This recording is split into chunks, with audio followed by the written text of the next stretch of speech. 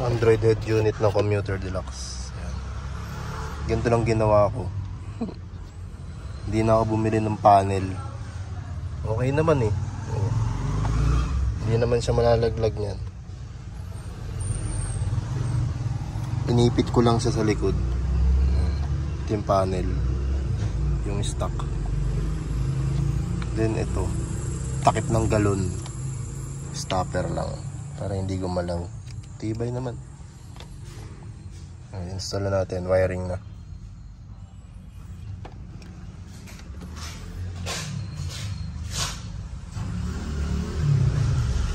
Okay naman siya.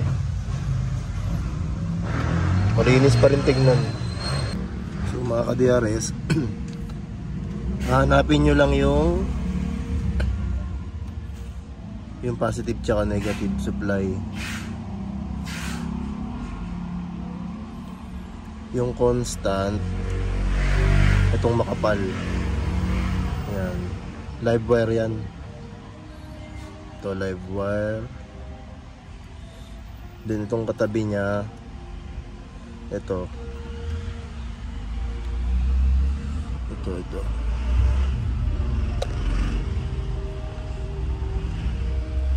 Ito ay accessory wire. Then itong nasa likod, itong green, negative wire. Tatlo lang yan. Ito yung live wire positive, accessory wire positive, then ito negative supply. Then itong mga wire na to, tetestingin natin kung ito yung sa speaker.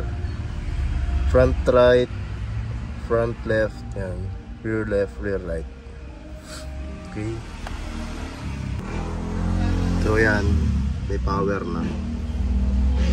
Yung negative, hindi na natin kinuha dito. Dito na tayo kumuha sa may antena. Negative ground. Tapos ito yung speaker, kukonect na lang natin. Okay, geng. So yun, installed na. Wala naman siyang static.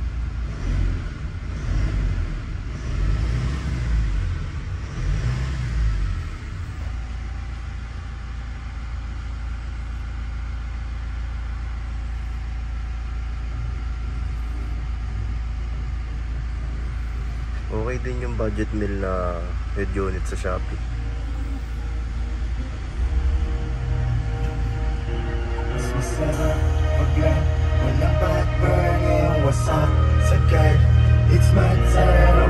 Geng.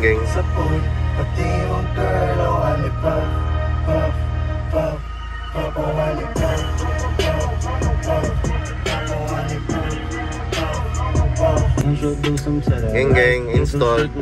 Budget meal. Parang 2.5 o 2.8 lang yung kuha ko nito sa Shopee. Wala pa kasing ano eh. Halos same lang naman. Timplahan natin yung equalizer. Meron ba? Ito. Yan. Natin ang base.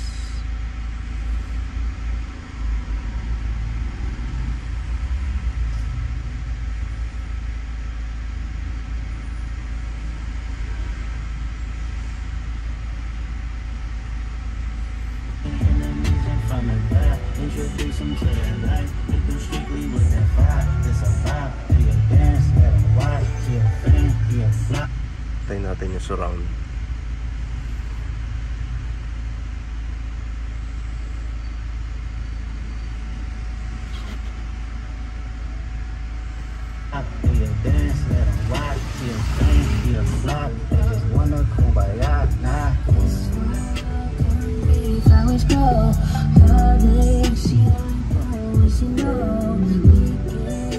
Buo yung tunog niya, hindi siya tunog lata.